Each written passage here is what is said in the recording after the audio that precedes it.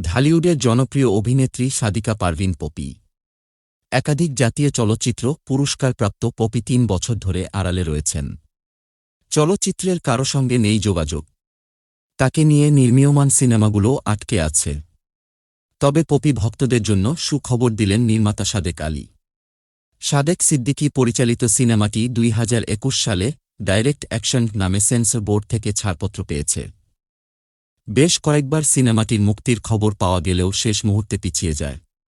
অবশেষে আসছে আগস্টের শেষ সপ্তাহে সিনেমাটি প্রেক্ষাগৃহে মুক্তি পাচ্ছে বলে একটি সংবাদমাধ্যমকে নিশ্চিত করেছেন তিনি। এই ছবির মাধ্যমে দীর্ঘদিন পর পর্দায় ফিরছেন পপি।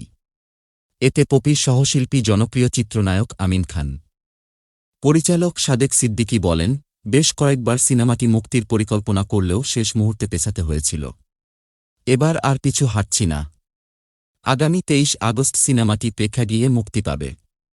এদিন ঝড় বৃষ্টি কিংবা তুফান যা কিছুই হোক না কেন, এবার আর পেছাব না। ডাইরেক্ট অ্যাকশন মুক্তি পাবেই। মুক্তি নিয়ে পপির সঙ্গে যোগাযোগ হয়েছে কিনা জানতে চাইলে তিনি বলেন, না হয়নি। সিনেমাটির শুটিং চলাকালীন পপি বলেছিল যেদিন বিয়ে করবে সবকিছু থেকে নিজেকে গুটিয়ে নেবে।